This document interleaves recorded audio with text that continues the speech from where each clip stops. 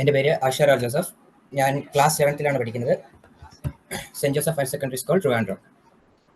ഇന്ന് ഞാൻ നിങ്ങളുടെ മുമ്പിൽ പ്രസന്റ് ചെയ്യാൻ പോകുന്ന ടോപ്പിക് എവല്യൂഷൻ ഓഫ് ഗോഡ് ആണ്. ഈ പിക്ചർ നിങ്ങൾ നോക്കിക്കഴിഞ്ഞാൽ കാണാൻ പറ്റും. ഇതിൽ ഒരു പ്ലാന്റ് ആണല്ലേ.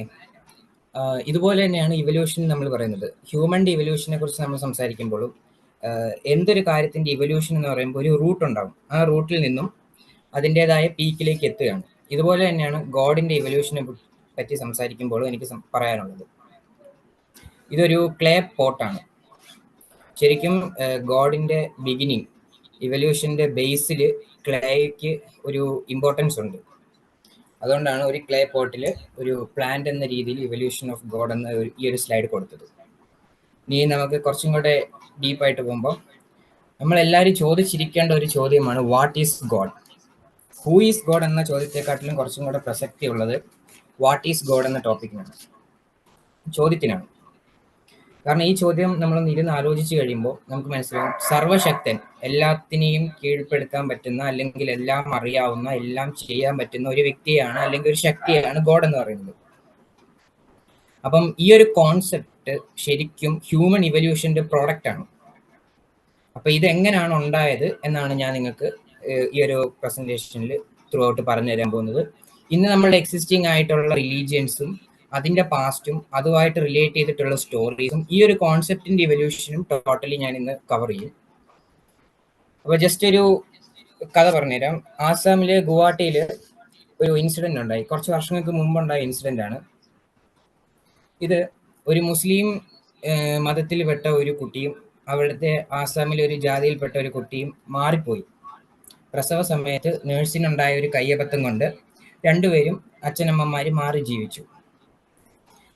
ഇത് കുറച്ച് വലുതായ ശേഷം, കുഞ്ഞുങ്ങൾ കുറച്ച് വലുതായ ശേഷമാണ് ഒരു DNA ടെസ്റ്റിന് ഏർപ്പെടുകയും ശരിക്കും ഉള്ള ഇവരെ നോക്കിയ മാതാപിതാക്കൾ ഇവരുടെ മാതാപിതാക്കളല്ല എന്ന് തെളിയുകയും ചെയ്യുന്നത്. ഈ മുസ്ലിം റിലീജിയൻ്റെ പ്രത്യേകത എന്ന് പറയുന്നത് അന്യമതത്തിലുള്ളവർ അവർക്ക് കാഫിറുകളാണ്. അപ്പം സ്വന്തം മകനെ പോലെ കരുതി വളർത്തിയ വ്യക്തി ഒരു കാഫിറിൻ്റെ മകൻ അല്ലെങ്കിൽ ഒരു കാഫിർ ആണെന്ന് ഈ മുസ്ലിം ആ പാരൻസ് അറിയുകയാണ്. അപ്പം ഇത് എത്ര സോഷ്യലി ഓക്വേർഡായിട്ടൊരു സിറ്റുവേഷൻ ആണെന്ന് ആലോചിക്കുക. കാരണം സ്വന്തം മകൻ വേറൊരു ജാതിയാണ്, അവനൊരു കാഫിറാണ് എന്ന് ഒരു ഫീലിംഗ് ആ പാരൻസിൻ്റെ ഇടയിൽ ഉണ്ടാവുകയാണ്. ഇത് എന്തുകൊണ്ടാണ് ഈ ഫീലിംഗ് ഉണ്ടായതെന്ന് ചോദിച്ചു കഴിഞ്ഞാൽ ഒരു സിമ്പിളായിട്ട് നമുക്ക് പറയാം, മതം, റിലീജിയനാണ്. ഇനി ബൈബിളാണ് ഞാൻ ഇന്ന് ഫസ്റ്റ് കുറച്ച് സമയം പറയാനായിട്ട് യൂസ് ചെയ്യുന്നത്. മാൻ മേഡ് ഓഫ് ക്ലേ. ബൈബിളിൽ പറയുന്ന കാര്യം കളിമണ്ണ് കൊണ്ടാണ് മനുഷ്യനെ സൃഷ്ടിച്ചതെന്ന്. മാക്സിമം നമ്മളുടെ ഈ റിലീജിയസ് ടെക്സ്റ്റ് ഒക്കെ എഴുതി തുടങ്ങുന്നത് ഒരു 10,000 BCക്ക് മുമ്പാണ്. ആ ഒരു സമയത്ത് എല്ലാം ഉണ്ടാക്കാനായിട്ട് യൂസ് ചെയ്തിരുന്നത് ക്ലേ ആയിരുന്നു. പിന്നെ ഏൻഷ്യൻ ഹ്യൂമൻ സിവിലൈസേഷനിൽ ആ സമയം സിവിലൈസേഷൻ്റെ സമയമാണ്, മെസപ്പൊട്ടാമിയൻ ബാബിലോണിയൻ സിവിലൈസേഷൻ. ആ സമയത്ത് ഇവർക്കറിയാവുന്ന ഒരു കാര്യം, ഒരു വ്യക്തി ജീവിച്ചിരിക്കുന്നത് ശ്വാസമുള്ളപ്പോഴും മരിക്കുന്നത് ശ്വാസമില്ലാത്തപ്പോഴുമാണ്. അതുകൊണ്ട് മിക്ക കഥകളിലും എഴുതി വച്ചിരിക്കുന്നത് സർവശക്തനായ ദൈവം കളിമണ്ണ് കൊണ്ട് ഒരു മനുഷ്യനെ ഉണ്ടാക്കി ശ്വാസമൂതി അയാൾ മരിക്കുമ്പോൾ ആ ശ്വാസം അയാളിൽ നിന്നും വേർപെട്ടു പോകുന്നു, അല്ലെങ്കിൽ ആത്മാവ് അയാളിൽ നിന്നും വേർപെട്ടു പോകുന്നു. ഇതുപോലെ ബൈബിളിൽ പറയുന്ന കഥ തന്നെയാണ് ഉൽപ്പത്തി. ബൈബിളിലെ ജെനസിസിൽ പറയുന്ന ഒരു ഇതാണ്, ഗോഡ് മനുഷ്യനെ ക്ലേ കൊണ്ടുണ്ടാക്കുന്നു, ശ്വാസമൂത്തുന്നു, അങ്ങനെ ആദം ഉണ്ടാകുന്നു, ആദമിൻ്റെ വാരിയല്ലുകൊണ്ട് ഈവിനെ ഉണ്ടാക്കുന്നു, അങ്ങനെ ഒരു കഥ.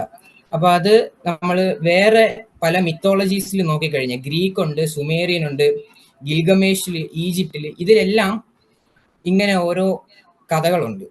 ഇതെല്ലാം അവരുടെ ദൈവമാണ്. സുമേറിയനിൽ നിന്മ എന്ന് പറയുന്നത് ദൈവം അപ്സൂനെയാണ് ക്രിയേറ്റ് ചെയ്തത്. അപ്പം ഇതുപോലെ ക്ലേ കൊണ്ടുണ്ടാക്കിയ കുറേ ദൈവങ്ങളുടെ കഥകളുണ്ട്. അതിൽ നിന്നും കുറച്ചും കൂടെ മോഡിഫൈഡ് ആയിട്ടുള്ള വെർഷനാണ് ബൈബിളിൽ വന്നിട്ടുള്ള ഗോഡ് ആഡമിനെ ഈവിനെയും ക്രിയേറ്റ് ചെയ്യുന്ന സ്റ്റോറി. ഇത് നിൻഹൂർ സാഗ് എന്ന് പറയുന്ന സുമേറിയൻ മിത്തോളജിയിലെ ഒരു ദൈവത്തിൻ്റെ കഥയാണ്.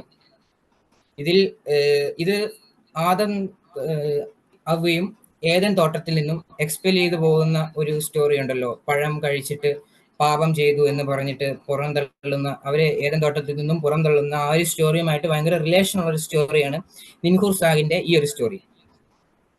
ഇതില് അദ്ദേഹം നിൻഹൂർ സാഗ് ആ കാട് വെച്ച് പിടിപ്പിക്കുന്ന രീതിയിലുള്ള ഒരു പ്ലേറ്റ് ആണ് അതില് ഷോ ചെയ്തിരിക്കുന്നത്. ഇത് ഏകദേശം 9000 BC വർഷങ്ങൾ പഴക്കമുണ്ട്. ഇത് നിങ്ങൾക്ക് ഇപ്പോഴും കാണാൻ സാധിക്കും. ബ്രിട്ടീഷ് മ്യൂസിയത്തിൽ ചെന്ന് കഴിയുമ്പോൾ ഇത് കാണാൻ സാധിക്കും. ക്ലേ ഏകദേശം 10000 വർഷങ്ങൾക്ക് മുമ്പാണ് ഉണ്ടായത്. അതുകൊണ്ട് ഇവരുടെ ക്രിയേഷൻസ് ഫുള്ള് ഇങ്ങനത്തെ ഒരു സ്റ്റോൺ അല്ലെങ്കിൽ ക്ലേ പ്ലേറ്റിൽ എഴുതി വെച്ചിരിക്കുകയായിരുന്നു. ഇത് മറ്റേത് പിക്ചറും ഇത് ക്ലേ പ്ലേറ്റിൽ എഴുതി വെച്ചിരിക്കുന്ന കഥകളുമാണ്. ഇത് എഴുതി വെച്ചിരിക്കുന്നത് അക്കാഡിയൻ ഭാഷയിലാണ്. അക്കാഡിയൻ ഭാഷ ഇന്ന് ഗൂഗിൾ ട്രാൻസ്ലേറ്റിൽ ഉണ്ടോ എന്ന് ചോദിച്ചു കഴിഞ്ഞാൽ സംശയമാണ്. പക്ഷെ അക്കാഡിയൻ ഭാഷ ആന്ത്രപ്പോളജിസ്റ്റിനൊക്കെ അറിയാം. അങ്ങനെയുള്ളവർക്ക് ഇത് അവിടെ പോയി കഴിഞ്ഞാൽ ഈ കഥ ഫുള്ള് വായിച്ച് മനസ്സിലാക്കാൻ പറ്റും. അങ്ങനെ വായിച്ച് മനസ്സിലാക്കുമ്പോൾ ബൈബിളിലെ ആ കഥയുമായിട്ട് ഭയങ്കര സാമ്യമുള്ള ഒരു കഥയാണ്. ഇത് ബൈബിളിലെ ഈ ഒരു ടോപ്പിക്കിൽ മുമ്പ് വരുന്നതിന് മുമ്പ് ഞാൻ വേറൊരു കാര്യം പറഞ്ഞുതരാം. ഈ നിൻഹൂർ സാഗിന്റെ കഥ. നിൻഹൂർ സാഗ് ഒരു സ്ത്രീ ദൈവമായിരുന്നു സുമേറിയൻ മിത്തോളജിയിൽ.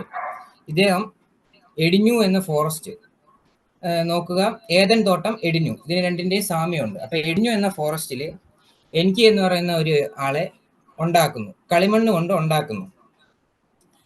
അദ്ദേഹം ഒരു കാട്ടിലാണ്. ആ കാട്ടില്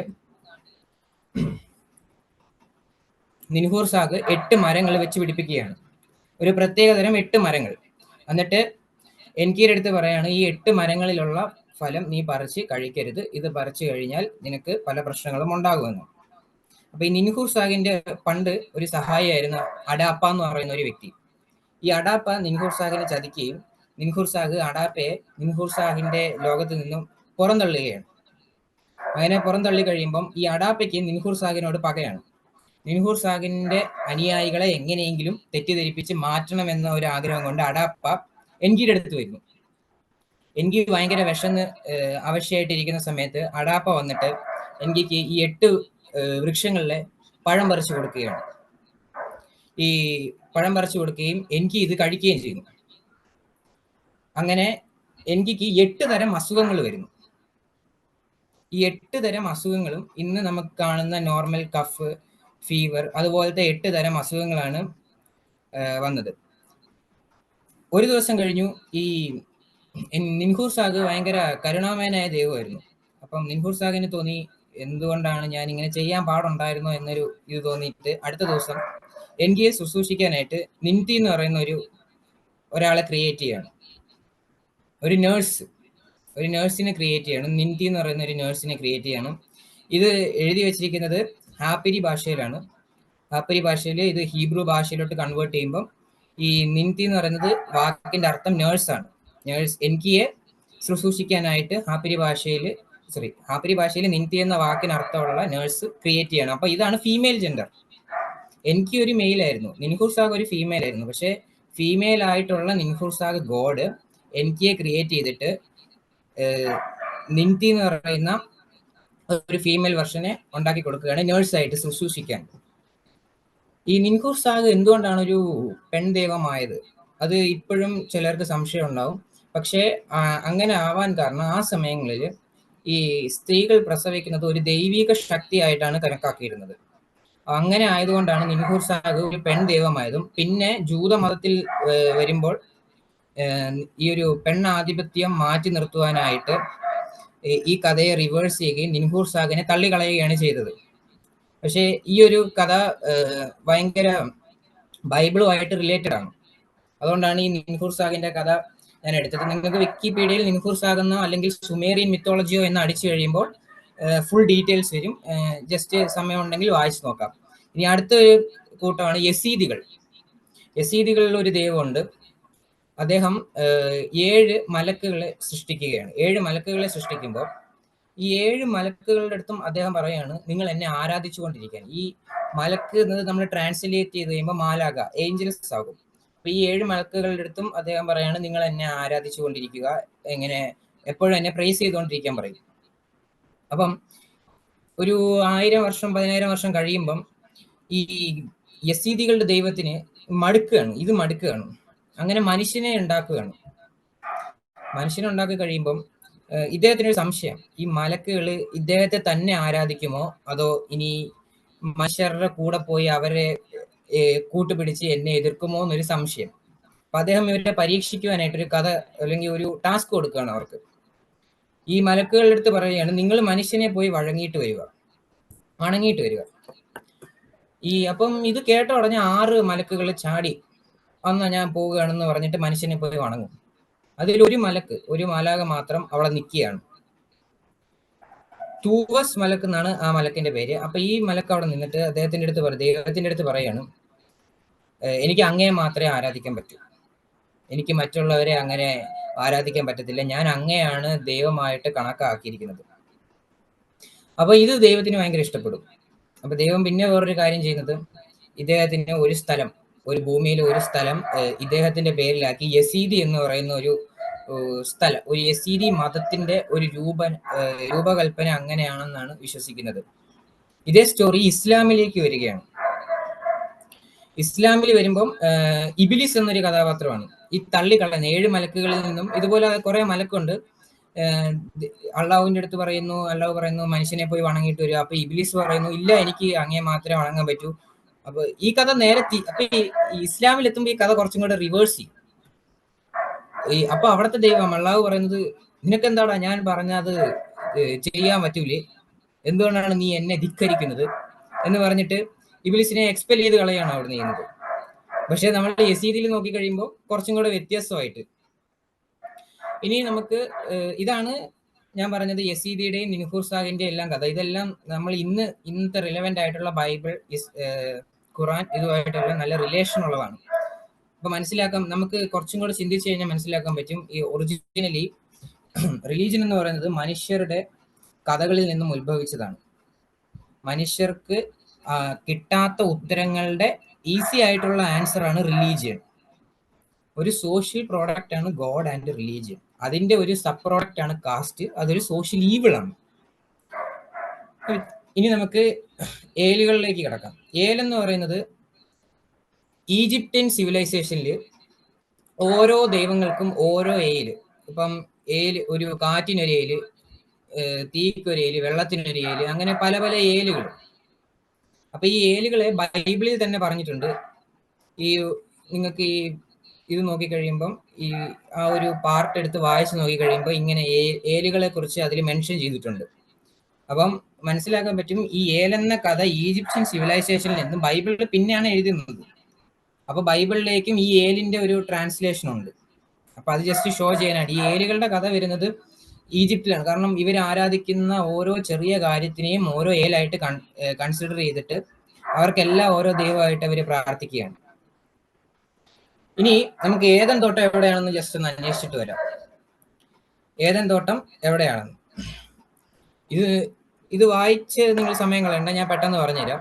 ഇവിടെ അടിയിൽ നദി, യൂഫ്രട്ടീസ് നദിയുണ്ട്. ഈ യൂഫ്രട്ടീസ് നദി ഇന്നും ഉള്ളതാണ്. ഈജിപ്തിന്റെ സ്ഥലങ്ങളിലായിട്ടാണ് ഈ യൂഫ്രട്ടീസ് നദി വരുന്നത്. ഇതാണ് ഏദൻ തോട്ടം. ഈ യൂഫ്രട്ടീസ് നദി ഒഴുകി വരുന്നതിൽ നിന്നും കുറച്ച് മുകളിലേക്ക് നമ്മൾ സഞ്ചരിക്കുമ്പോൾ നമുക്ക് വരുന്ന ഒരു സ്ഥലമാണ് ഈ ഒരു സ്ഥലം. ഈ ഒരു സ്ഥലം നമുക്ക് ഒരു പ്രത്യേകത, ഇതൊരു പ്ലേറ്റുമാണ്. ഇത് ബാക്കി ഈ ഒരു കാടിന് ചുറ്റുമുള്ള സ്ഥലം ഫുള്ള് ബാരൻ ലാൻഡ് ആണ്. അവിടെ മാത്രം കാടായി.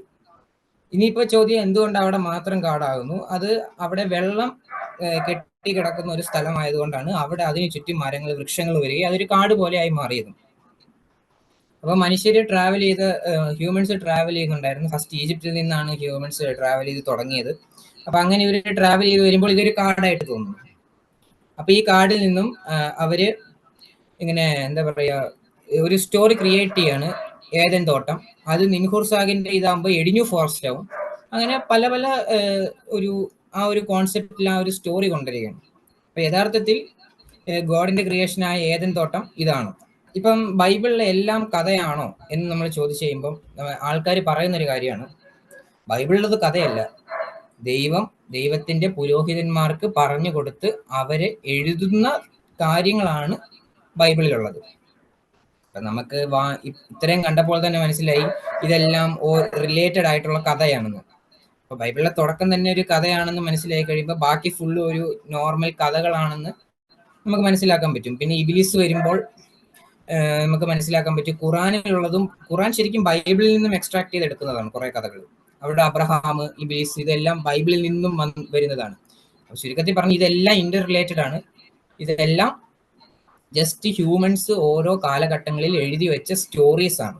ഇതെല്ലാം കൂടെ ചേർത്ത് നമ്മൾ ഒരു റിലേഷൻ ഉണ്ടാക്കി ഗോഡ് എന്നൊരു കോൺസെപ്റ്റ് കൊണ്ടുവരികയാണ്. ഇതാണ് ജെയിംസ് കാർഡിനൽ അഷർ, അല്ലെങ്കിൽ കാർഡിനൽ ജെയിംസ് അഷർ എന്ന് പറയാം. ഇദ്ദേഹം ഒരു പ്രീസ്റ്റ് ആയിരുന്നു. പ്രീസ്റ്റ് എന്ന് പറയുമ്പോൾ പ്രീസ്റ്റ് അറിയാമല്ലോ. അപ്പം ഇദ്ദേഹം ബൈബിൾ ഭയങ്കര ആരാധിച്ചിരുന്ന ഒരു വ്യക്തിയാണ്. അപ്പം ബൈബിളിനോട് ക്രേസ് തോന്നി. ഇദ്ദേഹം ബൈബിൾ എത്ര വർഷം മുമ്പ് അതിന്റെ കാലഘട്ടം തപ്പി ഇറങ്ങിയതാണ്.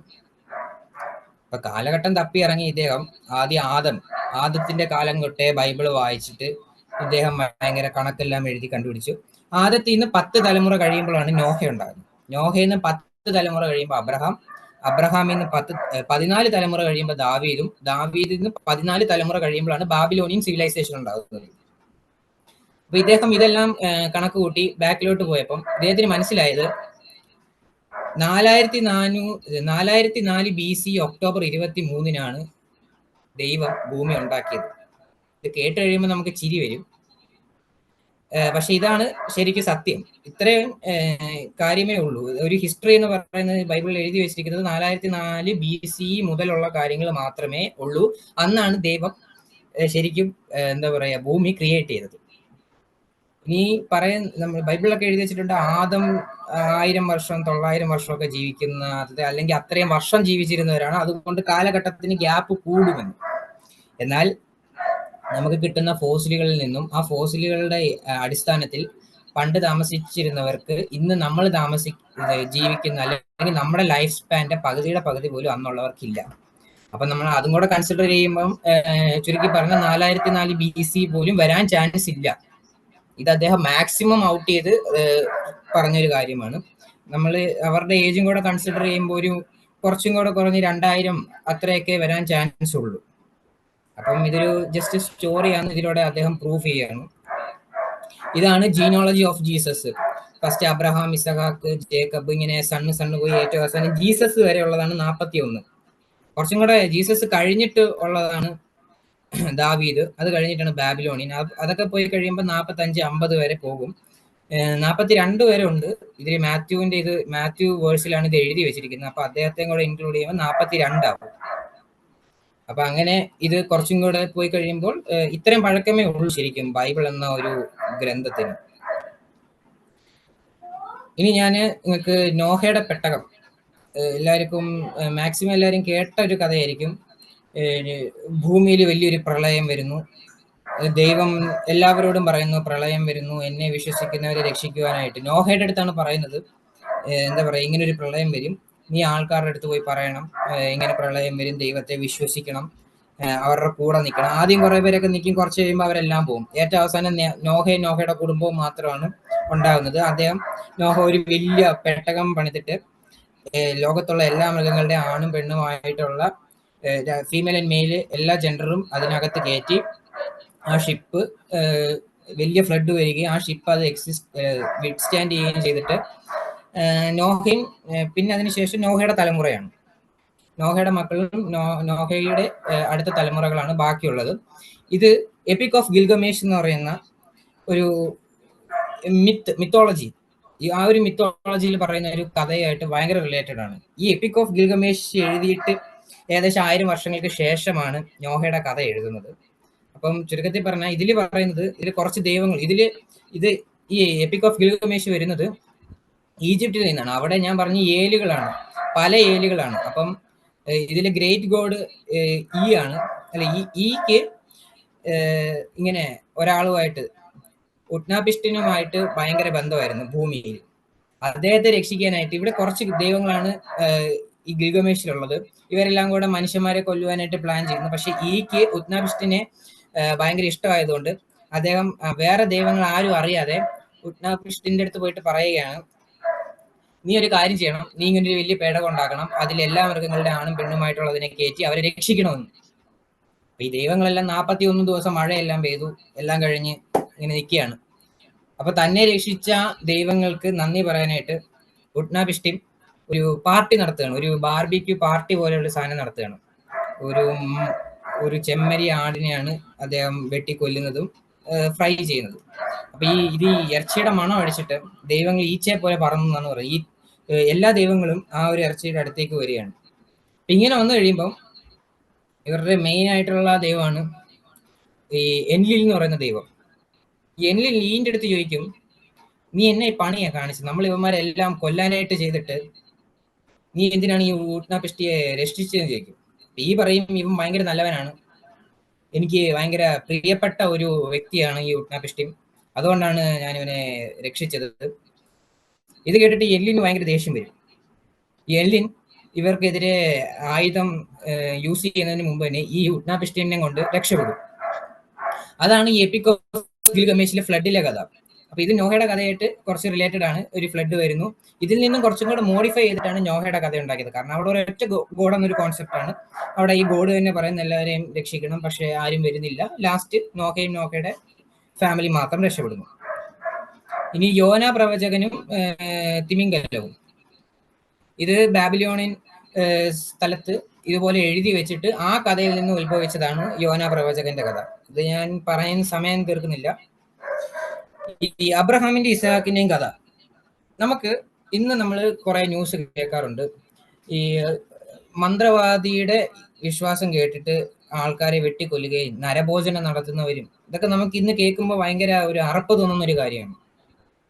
എന്നാൽ രണ്ട് മതങ്ങൾ, ഇന്ന് ലോകത്തെ ഏറ്റവും പ്രീഡോമിനന്റ് ആയിട്ടുള്ള മതങ്ങളാണ് ക്രിസ്ത്യാനിറ്റിയും ഇസ്ലാമും. ഇവർ രണ്ടുപേരും ഒരുപോലെ മഹാനായി ആരാധിക്കുന്ന അല്ലെങ്കിൽ മഹാനായിട്ട് കണക്കാക്കുന്ന ഒരു വ്യക്തിയാണ് അബ്രഹാം. ഈ അബ്രഹാം ചെയ്തത് ഇന്നത്തെ സോഷ്യൽ കണ്ടീഷന് നേരെ എതിരെയാണ്. ഇദ്ദേഹത്തിന് എവിടുന്ന ഒരു വെളിച്ചപ്പാടുണ്ടാകുന്നു. അപ്പോളോ ദേവന്റെ, ഇത് വേറെ ഗ്രീക്ക് മിത്തോളജിയിലാണ്. അപ്പം ഞാൻ പറയാം, നമുക്ക് ബൈബിളിലെ കഥ തന്നെ പറയാം. ദൈവത്തിന്റെ വെളിപ്പാടുണ്ടാകുന്നു, അബ്രഹാം ഇസഹാക്കിനെ കൂട്ടി, ഇസഹാക്കിനെ ബലി തരണം എന്ന് പറയുന്നു, അബ്രഹാമിന്റെ ഇത് ഒരു സത്യസന്ധത പരീക്ഷിക്കാൻ. അപ്പൊ അങ്ങനെ ഇസഹാക്കിനെ കൊണ്ട് മലയിൽ പോകുന്നു. മലയുടെ പേര് എനിക്ക് ഗാഗുൽത്താം മലയോ അങ്ങനെ എന്തോ ഒരു മലയാണ്. ആ മലയിൽ കൊണ്ടുപോകുന്നു. ഏറ്റവും അവസാനം ഇങ്ങനെ ഇസഹാക്കിനെ ബലി കൽപ്പിക്കാനായിട്ട് ഇസഹാക്ക് ഒന്നും മിണ്ടാതെ അബ്രഹാമിന്റെ കൂടെ പോവാണ്. അപ്പൊ മോളിൽ ചെന്ന് കഴിയുമ്പം ഇങ്ങനെ ബലിപീഠത്തില് ഇസഹാക്കിനെ കിടത്തുന്നു. അപ്പോഴാണ് ദൈവം ഒരു ഇത് പറയുന്നത്, വിളിച്ചു പറയുന്നത്, നീ ഒന്നും ചെയ്യരുത്, ഇവനെ വെറുതെ വിടുക എന്ന് പറഞ്ഞിട്ട് ഒരു ആടിനെ അവിടെ നിന്ന് ബലി കൊടുക്കുന്നതും ഇവർ രണ്ടുപേരും തിരിച്ചു പോകുന്നതും. അതുപോലെ ഒരു കഥയാണ് ഗ്രീക്കില് അത്താമാസ് ഇങ്ങനെ ഒരു കഥ, ഒരു ആജ്ഞ കൊടുക്കുകയും ഇങ്ങനെ കൊണ്ടുപോയിട്ട് ബലി കൊടുക്കാൻ പോകുമ്പോൾ ഏറ്റവും അവസാനം ലാപ്ഷ്യൻ എന്ന മലയിലേക്കാണ് ഇവര് പോകുന്നത്. ഇപ്പൊ മറ്റേത് ഗിൽഗമേഷും, ഇവിടെ ലാപ്ഷ്യൻ മലയാണ്. അപ്പം അത്താമാസിനോട് അപ്പോളോ ദേവൻ പറയാണ്, നീ നിന്റെ മകനെ ബലി കൽപ്പിക്കണം. പക്ഷെ അങ്ങനെ സംഭവിക്കാതെ അദ്ദേഹം ബലി കൽപ്പിക്കാൻ പോകുമ്പോൾ ഏറ്റവും അവസാനം സ്യൂയിസ് ദേവൻ വേറൊരു രൂപത്തിൽ, ഒരു ബലി കൂടത്തിന്റെ വേറൊരു രൂപത്തിൽ വന്നിട്ട് അങ്ങനെ സ്യൂയിസ് ദേവൻ ഈ അദ്ദേഹത്തിന്റെ മോൻ ഫ്രിസസ്റ്റിനെയും കൊണ്ട് അത്താമാസിന്റെ മോനെയും കൊണ്ട് രക്ഷപ്പെടുകയാണ് ചെയ്തത്. ഇത് ഇസ്ലാമിലേക്ക് വരുമ്പോൾ വേറൊരു കഥയാണ്. ഇസ്ലാമിൽ നമ്മൾ മക്കയിൽ പോകുമ്പോൾ കല്ലെടുത്തെറിയും. എന്തുകൊണ്ടാണ് ഈ കല്ലെടുത്തെറിയുന്നതെന്ന് ചോദിച്ചു കഴിഞ്ഞാൽ, ഈ അബ്രഹാമിന്റെ അടുത്ത്, ഈ ഇസ്ലാമിന്റെ കഥയാണ്. അപ്പം അബ്രഹാമിന്റെ അടുത്ത് ഇബിലിസ് നമുക്ക് നേരത്തെ അറിയാം, മറ്റേ ദൈവത്തോട് ഭയങ്കര സ്നേഹം കൂടി ദൈവം എക്സ്പെൽ ചെയ്ത ഒരു വ്യക്തിയാണ് ഇബിലിസ്, ഒരു മലക്കാണ്. അപ്പൊ ഇബിലിസ് വന്നിട്ട് അബ്രഹാമിന്റെ അടുത്ത് പറയും, നീ ഇവനെ കൊല്ലരുത്.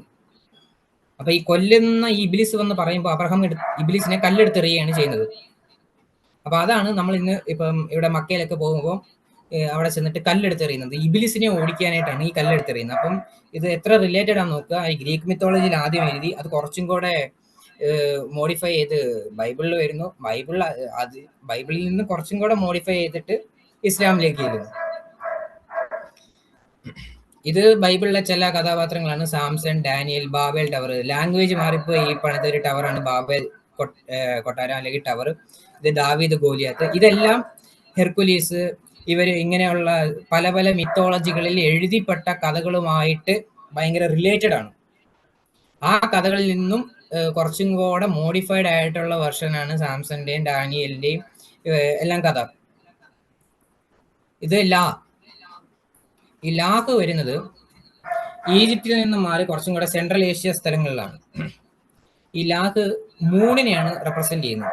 മൂൺ ഗോഡ്, ചന്ദ്രദേവനെയാണ് ലാഹിൽ ഇവർ ആരാധിക്കുന്നത്. ഇതിൽ താഴെ ഹീബ്രു ഭാഷയിലാകുമ്പോൾ യാഹാവും. ഈ യാഹ് പറഞ്ഞ് യഹോവയാകും. ഈ മോശ ഈ യഹോവ എന്ന വാക്ക് കിട്ടുന്നത് ലാഹിൽ നിന്നും ഹീബ്രു ഭാഷയായ യാഹിലേക്ക് വന്നിട്ട് അത് പിന്നെ കുറച്ചും കൂടെ മോഡിഫൈ ചെയ്ത് യഹോവ എന്ന വാക്ക് ബൈബിളിൽ വരികയാണ് ചെയ്യുന്നത്. അപ്പൊ ഈ മൂൺ ഗോഡ്, കോപ്റ്റിക്, ഇതെല്ലാം ദൈവത്തിന്റെ ഒരു ഇത് എന്താ പ്രസൻസ് തെളിയിക്കുവാനായിട്ട് ക്രിയേറ്റ് ചെയ്ത ഒരു ഇതാണ് ലാഹ് എന്ന് പറയുന്നത്. ഇതിപ്പോഴും ഇസ്ലാം മതത്തിലും ലാഹ് ഇത് സെൻട്രൽ ഏഷ്യയിലായതുകൊണ്ട് എല്ലാ വേർഡിനും മുമ്പിൽ അൽ എന്ന വാക്ക് ചേർക്കും. ഈ അല്ലും ലാഹും കൂടെ ചേർന്നതാണ് അല്ലാഹ് എന്നൊരു ഗോഡ് വന്നത്. ഇനിയാണ് നമ്മളുടെ ഇന്ത്യൻ മിത്തോളജിയിലേക്ക് വരുന്നത്. ഇന്ത്യൻ മിത്തോളജിയിലേക്ക് കടക്കുമ്പോൾ ട്രിനിറ്റി എന്നൊരു കോൺസെപ്റ്റ് നമ്മൾ അറിഞ്ഞിരിക്കണം.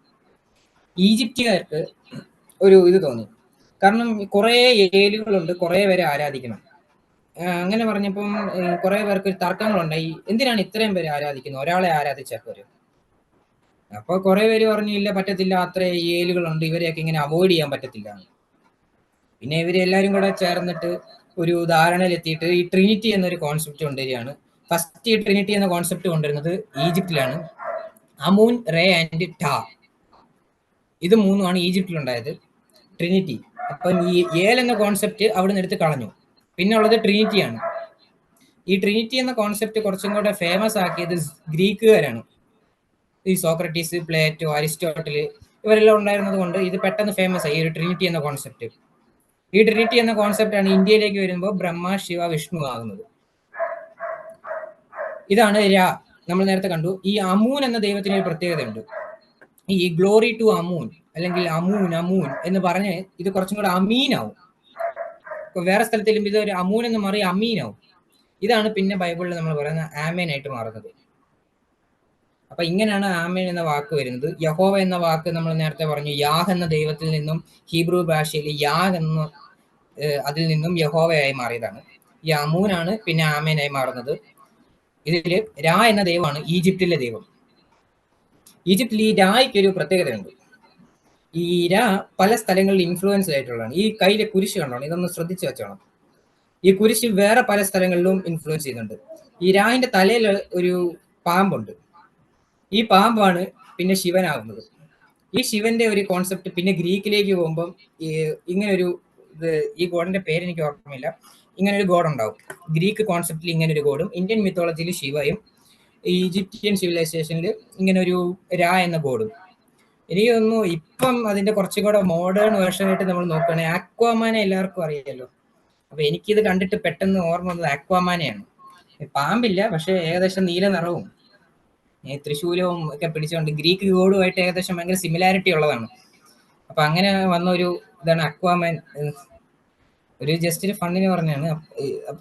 അങ്ങനെ ഈ സൂപ്പർ ഹീറോസിന്റെ കോൺസെപ്റ്റ് എല്ലാം വരുന്നത് ഇതുപോലുള്ള ഗോഡുകളിൽ നിന്നാണ്. ഇനി അടുത്തതാണ് ഹോറസ്. ഇത് ഹോറസ് ദൈവം ഈജിപ്ഷ്യൻ സിവിലൈസേഷനിലാണ്. അവിടെ പീകോക്കിന്റെ തലയുള്ള ദൈവമാണ്. പക്ഷെ ഈ പീകോക്കിന്റെ തലയുള്ള ദൈവത്തെ കാണുവാനായിട്ട് ഒരു വലിയ ഒരു ഇതില്ല, ഒരു ഭംഗിയില്ല. അപ്പൊ അത് ഇന്ത്യൻ മിത്തോളജിയിലേക്ക് കൺവേർട്ട് ചെയ്തപ്പോൾ വിഷ്ണു ഈ പീകോക്കിന്റെ മണ്ടയിൽ പറക്കുന്ന, പീകോക്ക് അല്ല സോറി, ഇത് ഈഗിളാണ് കേട്ടോ. ഈഗിളുടെ ഇതിൽ നിന്നും പിന്നെ വിഷ്ണു അതിൽ സഞ്ചരിക്കുന്ന ദൈവമായിട്ട് മാറി. പിന്നെ നമ്മുടെ ലക്ഷ്മി ദേവി, ഐശ്വര്യമൊക്കെ തരുന്ന ലക്ഷ്മി ദേവി, ഇത് ഗ്രീക്ക് ഫിലോസഫിയിൽ ഹീറ എന്ന ദേവിയാണ്. അഥീനയും സരസ്വതിയും. ഈ അഥീനയുടെ ഒരു കഥയുണ്ട്. ഈ എട്ടുകാലി ആദ്യമായിട്ടുണ്ടാകുന്ന ഒരു കഥയുണ്ട്, ഒരു തുന്നല് ചെയ്തിട്ട്. അത് ഒരു നല്ല കഥയാണ്.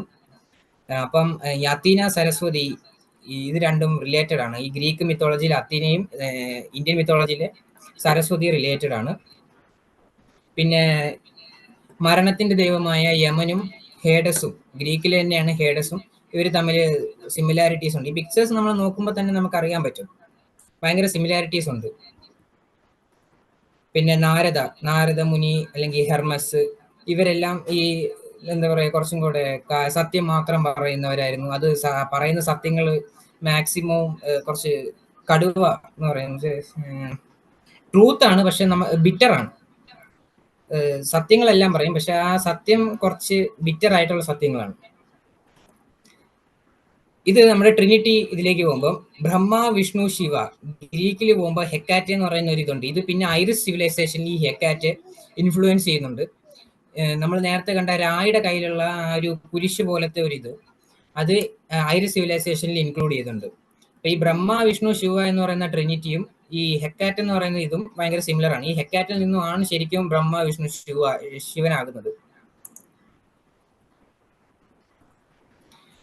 പിന്നെ നമ്മളുടെ ഇന്ത്യൻ മിത്തോളജിയിൽ ഗംഗ, കൃഷ്ണൻ, ലങ്ക വാർസ്, അങ്ങനെ നമ്മൾ രാമായണം, മഹാഭാരത, അങ്ങനെ ഇതിൽ രണ്ടിലും എഴുതി വെച്ചിട്ടായിട്ടുള്ള പല പല കഥാപാത്രങ്ങൾ വേറെ പല മിത്തോളജിയിലും ബന്ധമുണ്ട്.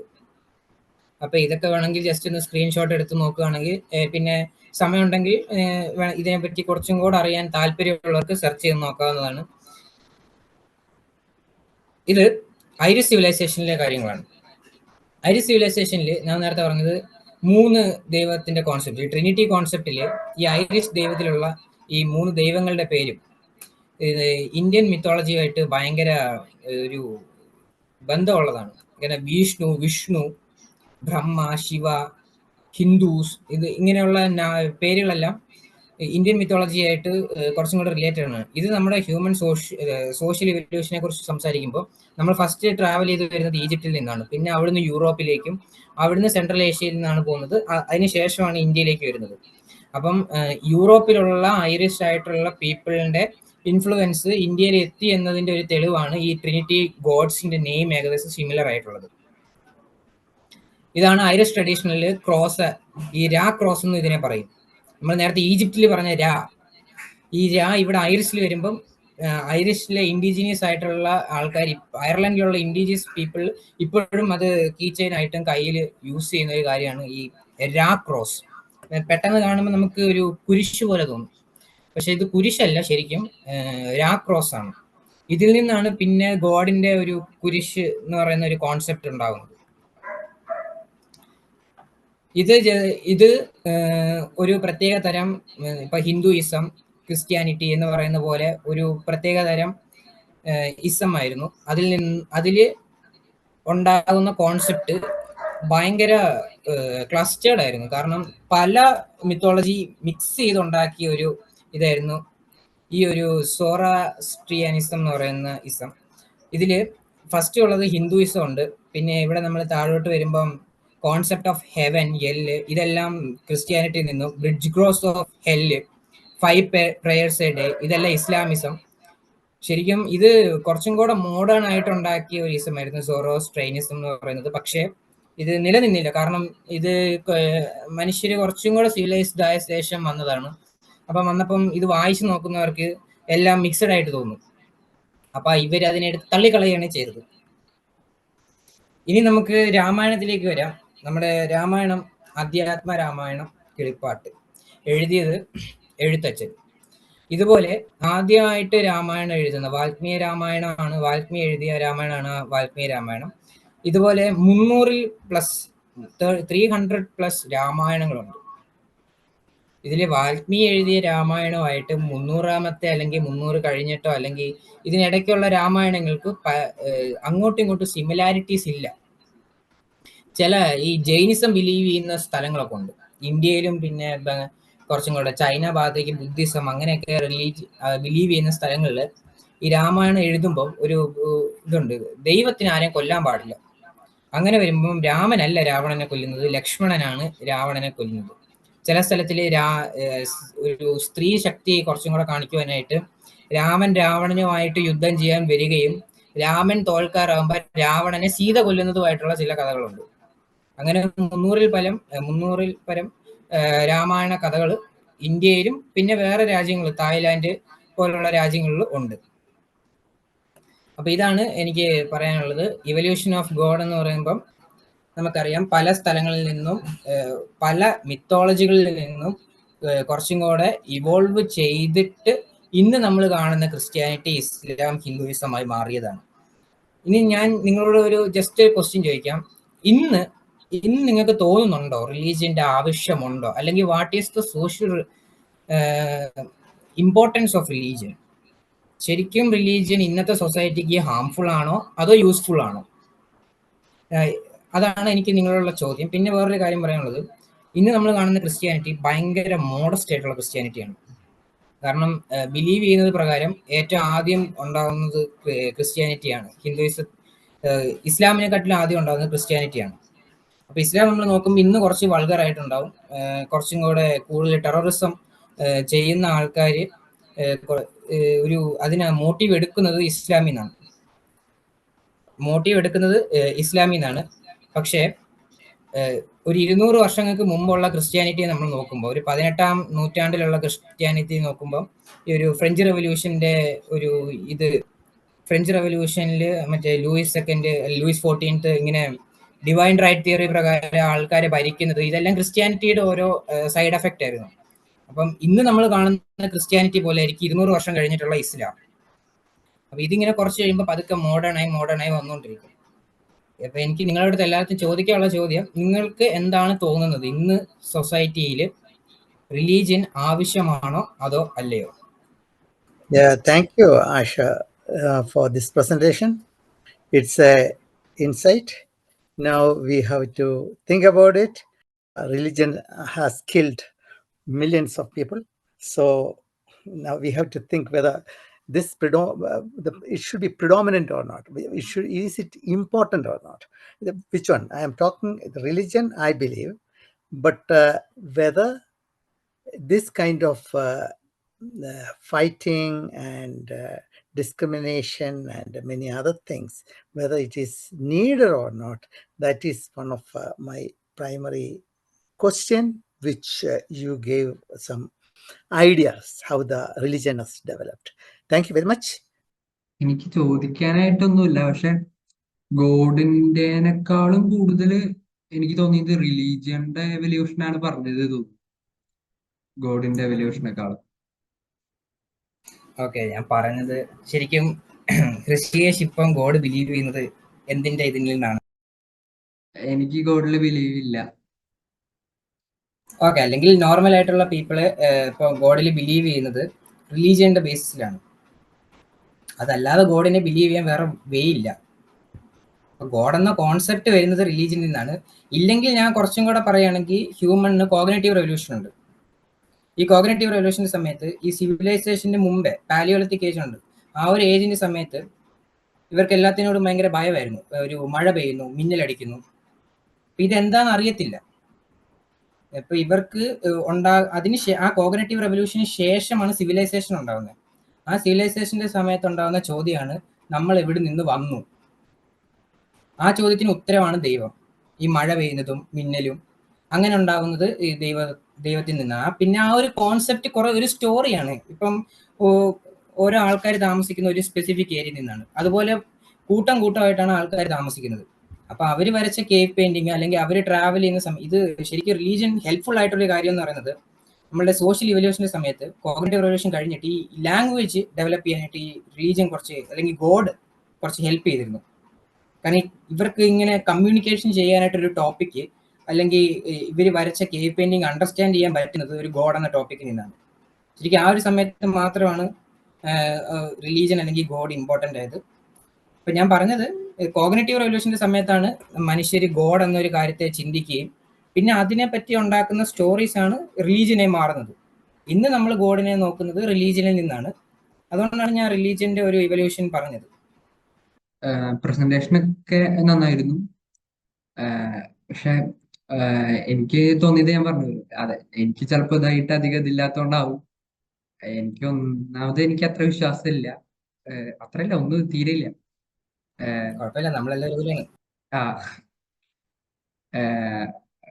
പിന്നെ ഈ ആദ്യത്തെ കൺസെപ്റ്റ് ഉണ്ടല്ലോ, അതായത് നമുക്ക് എക്സ്പ്ലെയിൻ ചെയ്യാത്ത കാര്യം പെട്ടെന്ന് എക്സ്പ്ലെയിൻ ചെയ്യാൻ വേണ്ടി ഉണ്ടാക്കിയെടുത്തൊരു സംഭവമാണ് എന്നുള്ളത് തന്നെയാണ് ഞാൻ വിശ്വസിക്കുന്നത്. That's it. ഇനി ആർക്കെങ്കിലും എന്തെങ്കിലും ഉണ്ടെങ്കിൽ പറയാം, അല്ലെങ്കിൽ നമുക്ക് അതാണ് എവിഡൻസ് ബേസ്ഡ് ആയിട്ടുള്ള പ്രൂഫ്. ഇനിയിപ്പോൾ അതിനെതിരെ ആർക്കെങ്കിലും പറയാനുണ്ടെങ്കിലും പറയാം.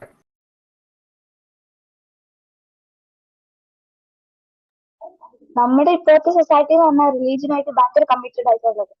അപ്പോൾ ഈ പാരന്റ്സ് ആണ് കുട്ടികളെ ഇത്തരത്തിലുള്ള വിശ്വാസം ഇമ്പോർട്ട് ചെയ്യിക്കുന്നത്. അപ്പോൾ ഇങ്ങനെയുള്ള കുട്ടികളെ ഇത്തരത്തിലുള്ള മത ചിന്തകളിൽ നിന്നും പുറത്താക്കാൻ നമുക്ക് എന്താണ് ചെയ്യാം?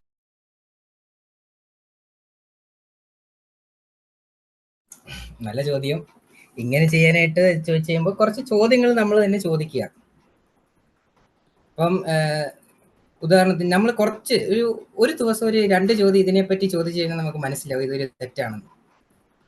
ശരിക്കും നമുക്ക് ഒരു സ്കാൻഡിനേവിയൻ നേഷൻസ്, ഫിൻലാൻഡ്, അവിടെയൊന്നും മതം പഠിപ്പിക്കത്തില്ല. പക്ഷെ ഇവിടെ ഇന്ത്യയിൽ അങ്ങനെയല്ല. പാരൻസ് ചെറിയ പ്രായം മുതൽ തന്നെ റിലീജിയൻ പഠിപ്പിക്കുകയാണ്. എന്നിട്ട് നമ്മൾ തന്നെ പറയുകയാണ് India is a secular country, ആർക്ക് വേണമെങ്കിലും ഏത് മതം വേണമെങ്കിലും സ്വീകരിക്കാം. പക്ഷെ ആ കുട്ടിയെ ചെറിയ പ്രായം മുതൽ 18 വയസ്സ് വരെ ഒരു ഹിന്ദു മതമോ അല്ലെങ്കിൽ ക്രിസ്ത്യൻ മതമോ പഠിച്ചിട്ട് അവൻ്റെ അടുത്ത് അത് മാത്രം പഠിപ്പിക്കും. എന്നിട്ട് 18 വയസ്സാകുമ്പോൾ പറയാണ് നിനക്ക് ഏത് വേണം, ഇസ്ലാം വേണോ, ക്രിസ്ത്യാനിറ്റി വേണോ, ഹിന്ദുയിസം വേണോ? ഇത് കുട്ടികളെ സംബന്ധിച്ചിടത്തോളം ഒന്നെങ്കിൽ മാറാന്ന് പറഞ്ഞാൽ ഇതുപോലെ ആരെങ്കിലും കുറെ നമ്മൾ സ്കൂളിലെ കരിക്കുലറിൽ ഇത് ഇൻക്ലൂഡ് ചെയ്യണം. പിന്നുള്ളത് നമ്മൾ ചോദ്യം ചോദിക്കണം. ചോദ്യം ചോദിച്ചാലേ ഇത് നമുക്ക് അറിയാൻ പറ്റൂ. ഇല്ലെങ്കിൽ നമുക്ക് ഇതിനെപ്പറ്റി ഒന്നും അറിയാൻ പറ്റും. നമ്മൾ ജസ്റ്റ് ചോദ്യം ചോദിച്ചു നോക്കാം. ഞാൻ ഈ വീട്ടിൽ ജനിച്ചതല്ല, ഞാൻ അപ്പുറത്തെ വീട്ടിലായിരുന്നു, എനിക്ക് എൻ്റെ മതം ഏതാവും. അങ്ങനെ ആകുമ്പോൾ അവിടുത്തെ ദൈവം എങ്ങനെയാണ്? ആ ദൈവം ഈ ദൈവം തമ്മിൽ ഒന്നാണോ?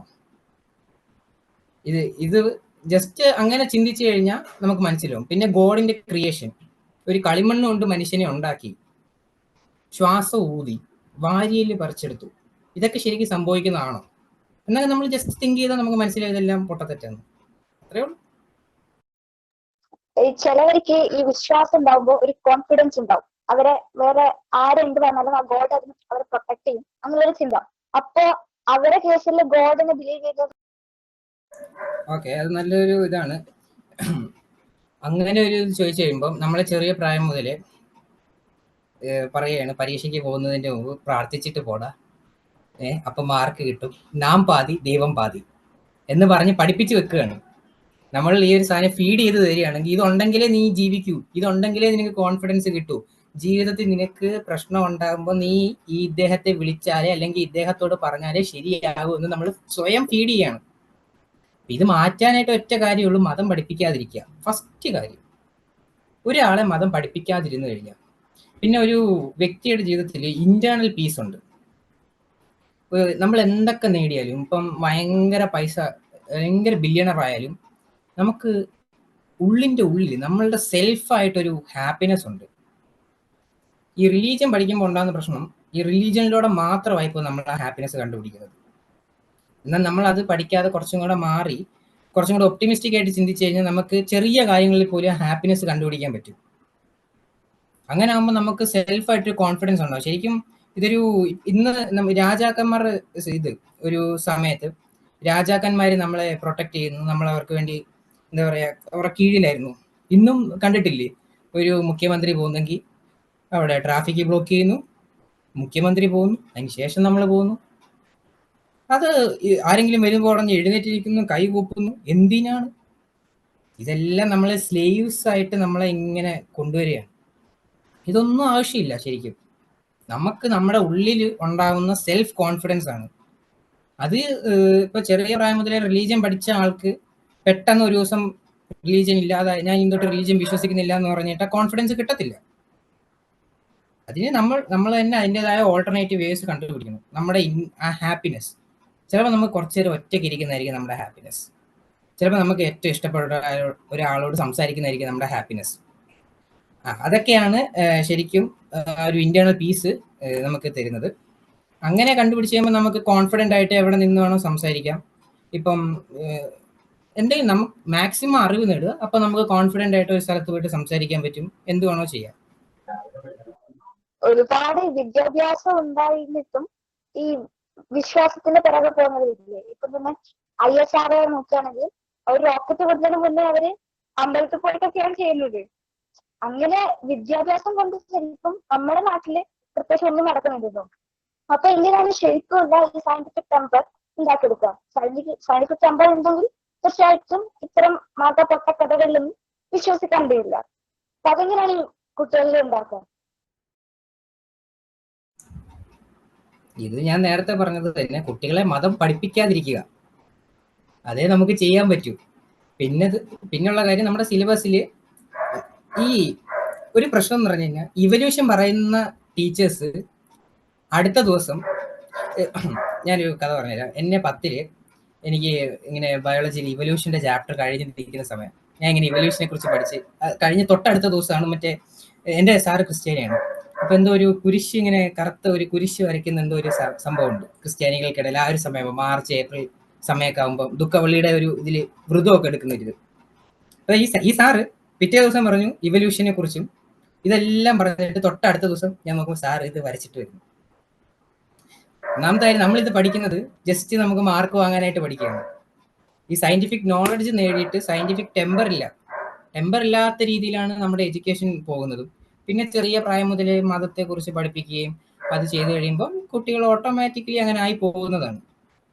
ഇപ്പൊ പിന്നെ നമ്മൾ നോക്കി കഴിയുമ്പോൾ ഒരു 50 വർഷത്തിന് മുമ്പുണ്ടായിരുന്ന വിശ്വാസികളുടെ എണ്ണത്തെക്കാട്ടിലും കുറവാണ് കുറച്ചും കൂടെ സ്കാൻഡിനേവിയൻ നേഷൻസ്, ഹാപ്പിയസ്റ്റ് കൺട്രീസ് ഒക്കെ നോക്കുമ്പോൾ. അത് കുറയാൻ കാരണം എന്താണ്? അവരെ മതം പഠിപ്പിക്കുന്നത് നിർത്തി. അവർക്ക് വലുതായ ശേഷം അവരോട് അവരുടെ പാരൻസിന്റെ അടുത്ത് പറഞ്ഞിരിക്കുകയാണ് മതം പഠിപ്പിക്കരുത്. അവർ പഠിപ്പിക്കത്തില്ല. അവർക്ക് വലുതായ ശേഷം അവരുടെ അടുത്ത് പറയാം, നിങ്ങൾ പോയി സ്വന്തമായിട്ട്. ഒരു 18 വയസ്സായി കഴിയുമ്പോൾ ഓരോ ആൾക്ക് അറിയാൻ പറ്റും. ഈ ചെറിയ പ്രായം മുതൽ ഒരു കുട്ടിയിൽ ഫീഡ് ചെയ്ത് വെച്ചിട്ട് അയാൾക്ക് 18 വയസ്സായി കഴിഞ്ഞിട്ട് പറയാണ് നിനക്ക് ഇഷ്ടമുള്ള ചൂസ് ചെയ്യും എന്ന് പറഞ്ഞാൽ പറ്റത്തില്ല. കാരണം ചെറിയ പ്രായം മുതലേ ഫീഡ് ചെയ്ത് വെച്ചിരിക്കുകയാണ്. പക്ഷെ 18 വയസ്സായ ഒരു വ്യക്തി ചെന്ന് നിന്ന് ഇതെടുക്കണോ വേണ്ടോ എന്ന് നോക്കുമ്പോൾ അതിൻ്റെതായ വ്യത്യാസങ്ങളുണ്ടാവും. അപ്പോൾ ഓട്ടോമാറ്റിക്കലി മതം പഠിപ്പിക്കാതിരിക്കുക, സിലബസ് കുറച്ചും കൂടെ സയന്റിഫിക് ആക്കണം. ഇപ്പൊ നമ്മള് ഒരു വർഷമാണോ 2 വർഷം മുമ്പാണെന്ന് തോന്നുന്നു, ഇങ്ങനെ ഡാർവിന്റെ ഇവല്യൂഷണറി തിയറി +1 +2 ബയോളജിയിൽ നിന്ന് എടുത്തു മാറ്റണം എന്നൊക്കെ, NCERT സിലബസിൽ നിന്ന് എടുത്തു മാറ്റണം എന്നൊക്കെ പറഞ്ഞിട്ട് തീരുമാനമൊക്കെ വന്നു. എന്തിനാണ്? ഒരു CBSE സ്കൂളിൽ എനിക്ക് ഓർമ്മയുണ്ട്, ഒരു 6ാം ക്ലാസ്സിൽ 7ാം ക്ലാസ്സിലൊക്കെ ആകുമ്പം ഡൽഹിയിൽ അവിടെയൊക്കെ നിന്ന് പഠിക്കുമ്പം അവിടെ രാമായണ മഹാഭാരതം ഒക്കെ സബ്ജക്റ്റ് ആയിട്ട് പഠിപ്പിക്കും. അവിടെ രാമായണ മഹാഭാരതം സബ്ജക്റ്റ് ആയിട്ട് പഠിപ്പിക്കും. പിന്നെ സർക്കാർ സ്കൂളുകളിൽ, എയ്ഡഡ് സ്കൂളാണെങ്കിൽ എല്ലാ വെള്ളിയാഴ്ചയും അവിടെ കുട്ടികളെ പിടിച്ചിരുത്തി പ്രാർത്ഥന. സ്കൂളിൽ പോകുമ്പോൾ രാവിലെ പ്രാർത്ഥനയാണ്. ചില സ്കൂളുകളിൽ, ഒരു കോൺവെന്റ് സ്കൂളുകളിൽ ചിലതൊക്കെ 2.5 മിനിറ്റ് വരെ പ്രാർത്ഥനയാണ്. എന്തിനാണ് പ്രാർത്ഥിക്കുന്നത്? അവിടെ നമ്മൾ ചെറിയ കുട്ടികളെ പഠിപ്പിക്കുകയാണ് സ്ലേവ്സ് ആയിരിക്കുക, നമ്മൾ പ്രാർത്ഥിച്ചാലേ നമുക്ക് എന്തെങ്കിലും കിട്ടൂ. അവിടെ നമ്മുടെ കോൺഫിഡൻസ് വീണ്ടും താത്തുകയാണ്. അപ്പം നമുക്ക് സെൽഫ് കോൺഫിഡൻസോ അല്ലെങ്കിൽ ഇത് മാറ്റണം, അല്ലെങ്കിൽ ഇങ്ങനെ അല്ല, സയന്റിഫിക് നോളജ് അല്ല, സയന്റിഫിക് ടെമ്പർ ആണെന്ന് അറിയണമെങ്കിൽ മതം പഠിപ്പിക്കാതിരിക്കുക. ഒരു സ്ഥലത്തും കുട്ടികളെ മതത്തിന്റെ അടുത്ത് കൊണ്ടുപോകരുത്. അത്രേ എനിക്ക് പറയാനുള്ളൂ. വേറെന്തെങ്കിലും ഉണ്ടോ? ആർക്കെങ്കിലും എന്തെങ്കിലും ചോദിക്കാൻ? വളരെ നല്ല പ്രസന്റേഷൻ. അതൊരു ഇൻസൈറ്റ്. ഇനി അങ്ങനെ ആലോചിക്കാനും ചിന്തിക്കാനും ഒക്കെ ഉള്ള ഒരു അവസരം അത് സൃഷ്ടിച്ചു. He did well and slides was very good. So it could give the comparison between different religions and the evolution of the religion. നന്നായിരുന്നു. അത് വളരെ വളരെ ഇൻട്രസ്റ്റിംഗ് ആയിരുന്നു. I didn't know. I only know maybe Greek or Egyptian, but this gave much before, even 7,500 years before. That's what he said. Laila also is here with me. എനിക്കൊരു maybe എൻ്റെ ഒരു 2 cents എന്നുള്ള രീതിയിൽ എനിക്ക് തോന്നിയിട്ടുള്ള ഒരു കാര്യം, ഇൻ ജനറൽ ഞാൻ ജസ്റ്റ് ഒന്ന് പറയാം. ഇപ്പൊ നേരത്തെ മഹാഭാരതം അത് ഇതൊക്കെ ഇങ്ങനെ ആഷർ ടച്ച് ചെയ്തപ്പോ എനിക്ക് തോന്നിയിട്ടുള്ളത് എന്താന്ന് വെച്ച് കഴിഞ്ഞാൽ, ആക്ച്വലി ഇപ്പൊ നമ്മള് അത്രയും പഴക്കമുള്ള ഒട്ടേറെ ലിറ്ററേച്ചർ നമ്മുടെ നാട്ടിലുണ്ട്. ഇപ്പൊ തിരുക്കുറൾ ഉണ്ട്, അത് പഴയ ലിറ്ററേച്ചറാണ്. ഇപ്പൊ നമ്മളുടെ ഇലിയഡ് ഉണ്ട്, ഹോമർ ഉണ്ട്, ഇതൊക്കെ പഴയ ലിറ്ററേച്ചറാണ്. അപ്പൊ പക്ഷെ നമുക്കിപ്പോ തിരുക്കുറളില് ഇപ്പൊ നമ്മൾ പറയണു കണ്ണകി ഇങ്ങനെ ചെയ്തു, അപ്പോൾ കണ്ണകിയുടെ ചിലപ്പതികാരമുണ്ട്, ചിലപ്പതികാരത്തിൽ കണ്ണകി ഇങ്ങനെ ചെയ്തു എന്ന് പറയുമ്പോൾ അപ്പോൾ കണ്ണകി ഇങ്ങനെയല്ല ഇങ്ങനെ ചെയ്തെന്ന് ഒരാൾ പറയുമ്പോൾ ഒരാൾ വന്ന് പറഞ്ഞില്ല കണ്ണകി ഇങ്ങനെ ചെയ്തെന്ന് പറഞ്ഞാൽ നിന്നെ ഞാൻ വെടിവെച്ചു കൊല്ലും. അതങ്ങനെ ആരും പറയില്ല. കാരണം അതൊരു സാഹിത്യമാണെന്ന് എല്ലാവർക്കും അറിയാം. റൈറ്റ്. ഇപ്പോ നമ്മള് അതുപോലെ ആർട്ട് ഉണ്ട്. ആർട്ട് എന്ന് പറഞ്ഞാൽ ഇപ്പൊ ഗുഹാചിത്രങ്ങൾ, കേവ് ആർട്ട് എന്ന് പറയുന്നത് ഒരു ക്ലോസ് 25,000 ഇയേഴ്സ് മുമ്പ് വരെയുള്ള കേവ് ആർട്ട് നമുക്ക് കിട്ടിയിട്ടുണ്ട്. ഈവൻ നമ്മുടെ വയനാട്ടിലെ എടക്കലിലുള്ള cave art close to 15,000 years ഒക്കെ ഓൾഡ് ആണെന്നുള്ളതാണ് പറയുന്നത്. അപ്പൊ ഈ കേവ് ആർട്ട് എങ്ങനെയാ വന്നു എന്നുള്ളതിനെ കുറിച്ച് ഞാൻ വേണമെങ്കിൽ ആ റൈസപ്പിൽ അതിന്റെ ഒരു വീഡിയോ ഇടാം. അതിന് മുകളിൽ ഒട്ടേറെ റിസർച്ച് നടന്നിട്ടുണ്ട്. അവരിങ്ങനെ വരകളും കാര്യങ്ങളൊക്കെ ഇടുന്നുണ്ട്. വാട്ട് ഡസ് ദറ്റ് മീൻ, എന്താണ് അവർ ചെയ്യുന്നത്, എഴുതുന്നത്. അപ്പോൾ ഇപ്പോഴത്തെ ഒരു കൺക്ലൂഷൻ അതൊരു ട്രാൻസ് ഇഫക്റ്റ് ആണ് അവർ കാണിക്കുന്നത്. അതായത് ട്രാൻസ് ഇഫക്റ്റ് എന്ന് പറയില്ലേ, അതായത് ഇങ്ങനെ ആ സമയത്തും ഇങ്ങനെ പൂജാരിയായിട്ട് ഇങ്ങനെ തുള്ളുന്ന ആളുകളൊക്കെ ഉണ്ട്. ഇങ്ങനെ തുള്ളി കുറച്ച് കഴിയുമ്പോൾ ട്രാൻസ് സ്റ്റേറ്റിൽ വരുമ്പോൾ നമ്മുടെ മനസ്സ് ബ്ലാങ്ക് ആയിപ്പോയിട്ട് എന്തൊക്കെ കാണും അതാണ് അവർ വരയ്ക്കാൻ ശ്രമിച്ചിട്ടുള്ളത് എന്നുള്ളതൊക്കെ ഒരു സാധനമൊക്കെ പറയുന്നുണ്ട്. പക്ഷെ ഇപ്പൊ ആ ആർട്ടിന്റെ ഒക്കെ ഒരു പ്രത്യേകത എന്താ വെച്ച് കഴിഞ്ഞാൽ ആ ആർട്ട് കണ്ടിട്ട് അതിലത്തെ ഒരാളെ വേറൊരു രീതിയിൽ വരയ്ക്കുകയോ പിടിക്കുകയോ ചെയ്ത് കഴിഞ്ഞു കഴിഞ്ഞാൽ ആരും നമ്മളെ വെടിവെച്ച് കൊല്ലുന്നില്ല. അപ്പൊ അതെന്താ വെച്ച് കഴിഞ്ഞാൽ ഇപ്പൊ ലിറ്ററേച്ചർ ആൻഡ് ആർട്ട് എന്ന് പറയുന്ന സാധനം ഇത് ഒരു കഥയാണ്, അല്ലെങ്കിൽ ഒരു ചിത്രമാണ്, അല്ലെങ്കിൽ അത് വേറൊരു സാധനം പറയാൻ ശ്രമിക്കുന്നതാണ്. പക്ഷെ അതിന്റെ മുകളിൽ ആളുകൾ തമ്മിൽ അങ്ങോട്ടും ഇങ്ങോട്ടും നീ ഇത് ഈ ലിറ്ററേച്ചറിനെ കുറിച്ച് ഇങ്ങനെ പറഞ്ഞാൽ തന്നെ ഞാൻ വെടിവെച്ചുള്ളൂ എന്ന് പറയുന്നത്. പക്ഷെ അങ്ങനെ ഉണ്ടായിട്ടുണ്ട്. ഉദാഹരണത്തിന് പത്മാവതി എന്ന് പറയുന്ന ഒരു ലിറ്റററി വർക്കാണ് പത്മാവതി. അപ്പൊ പത്മാവതി എന്ന ലിറ്റററി വർക്കിനെ കുറിച്ച് ഒരു സിനിമ ഇറങ്ങിയപ്പോ കുറച്ച് നാൾ മുമ്പേ. അപ്പൊ ആ സിനിമ ഇറങ്ങിയപ്പോ തിയേറ്ററിൽ അതിനെതിരെ നിങ്ങൾ നോക്കിയാൽ അറിയാം, ഒരു 4-5 വർഷം മുമ്പേ തോന്നുന്നുണ്ട് ഭയങ്കരമായിട്ട് പ്രൊട്ടസ്റ്റ് നടന്നു. അപ്പൊ ആളുകൾ വിചാരിച്ചിട്ടുള്ള കുറെ പേര് ഈ പത്മാവതി എന്ന് പറഞ്ഞു കഴിഞ്ഞാൽ ശരിക്കും നടന്നിട്ടുള്ള കാര്യമെന്ന് വെച്ചിട്ടാണ് അവർ പറയുന്നത്. പത്മാവതി ഒരു ലിറ്ററേച്ചറാണ്. അപ്പൊ അങ്ങനെയുള്ള ചില ഇത് പറ്റുന്നുണ്ട്. പക്ഷെ അതർവൈസ് ഈ ലിറ്ററേച്ചർ എന്ന് പറയുന്ന സാധനം എപ്പോഴാണ് ഒരു പ്രശ്നക്കാരനാകുന്നത്, അല്ലെങ്കിൽ ആർട്ട് എപ്പോഴാണ് പ്രശ്നക്കാരനാകുന്നത്, അല്ലെങ്കിൽ മഹാഭാരതം എന്നുള്ള ലിറ്ററേച്ചർ എപ്പോഴാണ് പ്രശ്നമായിട്ട് മാറുന്നത്. അതായത് മഹാഭാരതത്തിൽ ഇന്ന ആളെ കുറിച്ച് ഇങ്ങനെ പറഞ്ഞു കഴിഞ്ഞാൽ നിന്നെ ഞങ്ങൾ വെടിവെച്ചു കൊല്ലും. അപ്പൊ അതെപ്പോഴാണ് വരുന്നത്? അപ്പൊ അതാണ് അതിന്റെ ക്രക്സ് എന്നാണ് എനിക്ക് തോന്നിയിട്ടുള്ളത്. ഫോർ എക്സാമ്പിൾ ഓണം ഉണ്ട്. അപ്പൊ ഓണത്തിന് നമ്മൾ പറയുന്നു പൂക്കൾ ഇടുന്നു. എന്തിനാ ഇടുന്നത്? മഹാബലി കാണാൻ വരുന്നു. ഈ മഹാബലി വരില്ല എന്നുള്ളത് ഈ ഇടുന്ന എല്ലാവർക്കും അറിയാം. നമ്മളതൊരു തമാശയായിട്ടാണ് പറയുന്നത്. അതായത് ഒരു മിത്ത് പോലെയാണ് നമ്മൾ പറയുന്നത്. അതായത് ഒരു മെസ്സേജ്, മോറൽ മെസ്സേജ്, പഞ്ചതന്ത്രം കഥ പോലത്തെ ഒരു മോറൽ മെസ്സേജ് ഇങ്ങനെ പറയുന്നതാണ്. നേരെ മറിച്ച് ആരെങ്കിലും പൂക്കളം ഇന്നത്തെ ദിവസം മൂലത്തിന്റെ ദിവസം നീ മൂലൻ ടൈപ്പിലല്ല പൂക്കളട്ടല്ലേ എന്നാ തന്നെ ഞാൻ വെടിവെച്ചില്ലെന്ന് പറഞ്ഞുകൊണ്ടെങ്കിൽ എന്തായി സ്ഥിതി? കളി മാറി. അതല്ലെങ്കിൽ മഹാബലി എന്ന് പറഞ്ഞ ആള് വേണേ നിങ്ങൾ ആരാധിക്കാനല്ല, അത് പറ്റില്ല കേട്ടോ. വാമനാണ് ഞങ്ങളുടെ ദൈവം, വാമനെ ആരാധിക്കണം എന്ന് വെച്ചാൽ ഇപ്പൊ കുറച്ചുപേര് പറഞ്ഞു തുടങ്ങിയിട്ടുണ്ട്. അപ്പൊ അതായത് ഓണം ഇതുവരെ എന്ന് പറയുന്നത് നമ്മളെ സംബന്ധിച്ചോളം കലയായിരുന്നു. പൂക്കളം ഇടുക എന്ന് പറഞ്ഞൊരു കലയായിരുന്നു. അതിലൊരു ലിറ്ററേച്ചർ ഉണ്ടായിരുന്നു. ഇപ്പൊ ക്രിസ്തുമസ് ആഘോഷിക്കുന്നുണ്ട് കേരളത്തിൽ ക്രിസ്തുമസായിട്ട് അങ്ങനെ ഭയങ്കര ബന്ധമൊന്നുമില്ല. പക്ഷെ ക്രിസ്തുമസ് ആളുകൾ ആഘോഷിക്കുന്നുണ്ട്. നമ്മൾ പറയുന്നുണ്ട് സാന്ത വരും, സാന്ത വന്നിട്ട് ഗിഫ്റ്റ്. ഈ സാന്ത വരില്ല എന്ന് എല്ലാവർക്കും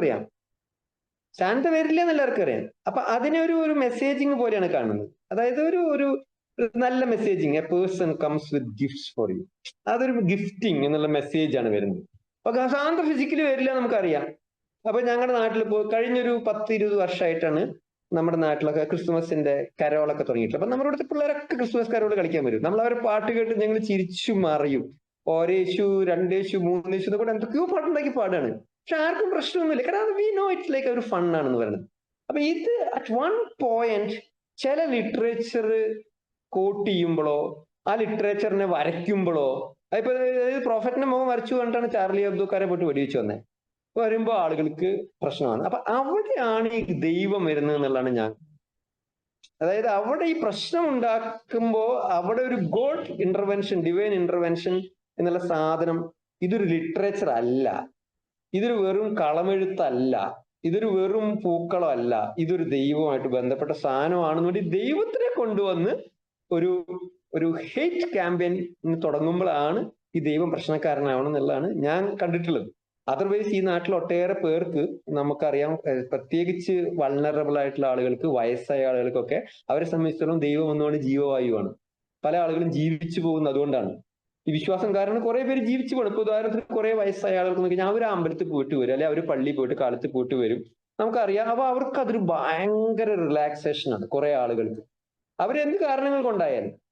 പക്ഷെ അത് പ്രശ്നമാകുന്നത് കുറച്ചു പേര് ഇതും പറഞ്ഞ് സംഘടിക്കുകയും ഇതും പറഞ്ഞ് സംഘടിച്ചു കഴിഞ്ഞിട്ട് ഇതിന്റെ മുകളിൽ സമൂഹം എങ്ങനെ ജീവിക്കണമെന്ന് ഡിക്റ്റേറ്റ് ചെയ്യുകയും ഇങ്ങനെ ഇതിന്റെ മുകളിലാണ് രാജ്യത്തെ നിയമവ്യവസ്ഥ വേണ്ടതെന്ന് പറയുമ്പോഴും ചെയ്യുമ്പോഴാണ് ഈ പ്രശ്നമാണെന്നുള്ളതാണ് ഞാൻ കരുതുന്നത്. അതർവൈസ് ഓരോ ഇൻഡിവിജ്വലിനും between that individual and a god something അവർക്കൊരു ഉടമ്പടി അവർക്ക് തോന്നുകയാണ്. അത് സത്യമാണോ നോണയാണോ, പക്ഷെ അവർക്കൊരു വിശ്വാസം തോന്നുകയാണ്. ടു ബി ഫ്രാങ്ക്, അവിടെ അത് കുറെ പേരുടെ ഒരു ജീവവായുവാണ്. എസ്പെഷ്യലി ഇത്ര നമ്മൾ എല്ലാവരും ഇങ്ങനെ സയന്റിഫിക് നോളജ് ഉള്ളവരായിക്കൊള്ളുന്നില്ല. അപ്പൊ ഈ വിശ്വാസത്തിന് മുകളിൽ ജീവിക്കുന്ന ആളുണ്ട്. എന്റെ കൂടെ എന്റെ ദൈവമുണ്ട്, എന്റെ കൂടെ എന്റേതുണ്ട്. ദിവസം തൊട്ട് കുർബാന കേട്ട് കഴിഞ്ഞാൽ, ഞാൻ ഒരു ക്രിസ്ത്യൻ ഡൊമിനേറ്റഡ് ഏരിയയിൽ താമസിക്കുന്ന ആളാണ്. അവിടുത്തെ കുറെ ആന്റിമാർ എനിക്കറിയാം. അവർക്ക് ആ കാലത്ത് തൊട്ട് കുർബാന കേട്ടു അവർക്ക് ഭയങ്കര സന്തോഷമാണ്. അത് പ്രശ്നമാകുന്നത് അവർ കുറച്ചുപേര് കൂടിയിട്ട് ഇത് ചെയ്യാത്തവൻ ശരിയല്ല, അല്ലെങ്കിൽ ഇത് ഇങ്ങനെ ആവണം എന്ന് പറഞ്ഞ് ഡിക്റ്റേറ്റ് ചെയ്യുമ്പോൾ, അല്ലെങ്കിൽ കുറെ പേര് ഇവർ കൂടിയിട്ട് നമ്മുടെ നാട്ടിലെ നിയമം ഞങ്ങളുടെ മതപുസ്തകത്തിൽ പറഞ്ഞ പോലെ ആവണം എന്ന് പറയുമ്പോഴാണ് ഇത് പ്രശ്നമാവണമെന്നുള്ളതാണ് എനിക്ക് തോന്നിയിട്ടുള്ളത്. എനിവേസ്, നിങ്ങൾ അതും മുഴുവൻ ഞാൻ കേട്ടില്ല. എന്തെങ്കിലും ഒരു ചെറിയൊരു കോൺട്രിബ്യൂഷന്റെ ഭാഗത്ത് വേണിച്ചിട്ട് ഞാൻ പറഞ്ഞതാണ്. സബ്ജക്ട് ടു ഡിബേറ്റബിൾ ആണ് ഇത്, ജസ്റ്റ് പറഞ്ഞു എന്നേ ഉള്ളൂ. Thank you.